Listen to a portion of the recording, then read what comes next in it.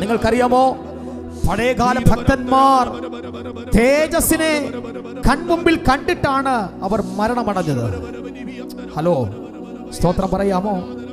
പഴയകാല ഭക്തന്മാർ, അപ്പോസ്തലന്മാരൊക്കെയും തേജസ് കൺമുൻപിൽ കണ്ടിട്ടാണ് അവർ മരിച്ചത്.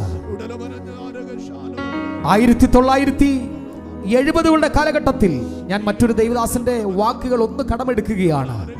1970 കാലഘട്ടത്തിൽ കൊട്ടാരക്കരയിൽ TPM ചർച്ച്, നിങ്ങൾക്ക് എല്ലാവർക്കും അറിയാം, ലോകപ്രസിദ്ധമായ TPM ചർച്ചിൽ മാത്തിക്കുട്ടി എന്ന് പറയുന്ന ഒരു അനുഗ്രഹീതനാകുന്ന ദൈവഭൃത്യൻ, അദ്ദേഹത്തിന്റെ ജ്യേഷ്ഠൻ വാളകത്തിനടുത്ത് തന്റെ ഭവനത്തിൽ മരണാസന്ന നിലയിൽ താനായിരിക്കുമ്പോൾ, അന്ന് വാഹന സൗകര്യമില്ല, ഫോൺ കോൾ സൗകര്യമില്ല, ലെറ്റർ മാത്രമാണുള്ള കാലഘട്ടം.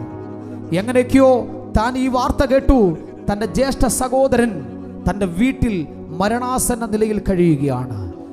കിട്ടിയ വണ്ടിക്കൊക്കെ കയറി ഈ മാത്തിക്കുട്ടി എന്ന് പറയുന്ന അഭിഷക്തൻ TPM ചർച്ചിൽ നിന്ന് വാളകത്തിലേക്ക് എത്തി. തന്റെ വീട്ടിൽ ചെല്ലുമ്പോൾ കാണുന്ന കാഴ്ച, മുറ്റത്തൊക്കെ ആളുകൾ കസാരയിൽ ഇരിക്കുകയാണ്. ഏത് നിമിഷവും മരണം തന്നെ കവർന്നെടുക്കും.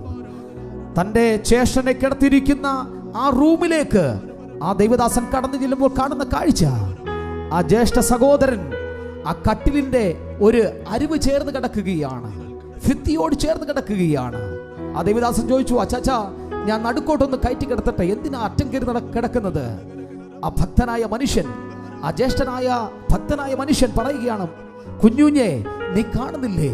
നീ നോക്ക്, ആകാശ മേഘങ്ങളിൽ വെണ്മവസ്ത്രധാരികളായി ദൂതന്മാർ എന്നെ എതിരേക്കാൻ കടന്നു വരുന്നത് നീ കാണുന്നില്ലയോ?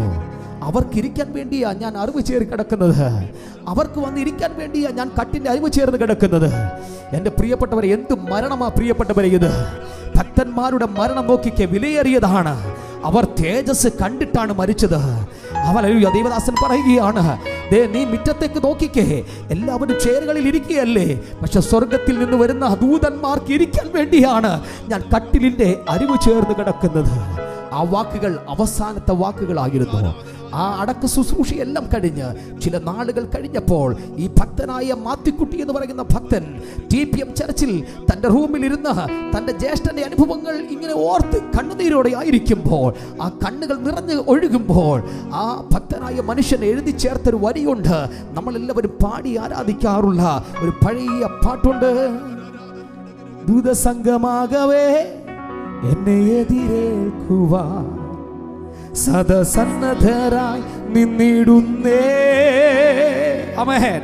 ശുഭ്രവസ്ത്രധാരിയ എൻ്റെ പ്രിയന്റെ മുൻപിൽ ഹല്ലേലൂയ പാടിടും ഞാൻ. ശുഭ്രവസ്ത്രധാരിയ എൻ്റെ പ്രിയന്റെ മുൻപിൽ ഹല്ലേലൂയ ഹല്ലേലൂയ. ആ തേജസ് കണ്ട പഴയകാല ഭക്തന്മാർ മരണമടഞ്ഞതെങ്കിൽ, പുതിയ കാല അനുഭവത്തിൽ വസിക്കുന്ന, പുതിയ കാല അനുഭവത്തിൽ ജീവിക്കുന്ന ദൈവമൈതലേ, നിനക്ക് ആ തേജസ് ഒന്ന് കാണുവാൻ കഴിയുന്നുണ്ടോ? നിന്റെ ഭൗതിക കണ്ണൊന്ന് അടച്ച് നിന്റെ ആത്മീക കണ്ണൊന്ന് തുറക്ക്. ആ സ്വർഗത്തിലെ സാന്നിധ്യത്തെ വഹിക്കുന്ന ഒരു അഭിഷേകം ഈ പകലിൽ ആരെയൊക്കെ തൊടാൻ പോകുകയാണ്. ഇത് അന്ത്യകാലമാകയാൽ, ദൈവത്തിന്റെ വരവ് ഏറ്റവും ആസന്നമാകയാൽ, ഈ പകലിൽ ആ തേജസ്സിന് വേണ്ടി കൊതിക്കുന്ന ദൈവജനമുണ്ടെങ്കിൽ ഒരു നിമിഷം ഒന്ന് എഴുന്നേൽക്കാമോ? നാം ഒരുമിച്ച് ഈ ഗാനത്തിന്റെ ഈഴികൾ പാടി നമ്മുടെ കർത്താവിനെ ഒരുമിച്ച് ആരാധിക്കാൻ തുടങ്ങുകയാണ്. Oh Jesus, hallelujah. രണ്ട് കരങ്ങളും അടിച്ച് എല്ലാ കരങ്ങളും അടച്ചാണ്. വളരെ പ്രത്യാശയോടെ, വളരെ ആനന്ദത്തോടെ, സന്തോഷത്തോടെ, ഇതിൽ പരം മറ്റൊരു ആനന്ദം നമുക്കില്ല, ഇതിൽ പരം മറ്റൊരു സന്തോഷം നമുക്കില്ല. തേജസ്സിനാൽ പൊതിയപ്പെടുന്ന ഒരു അഭിഷേകം ഈ പകലിൽ നിറയപ്പെടട്ടെ.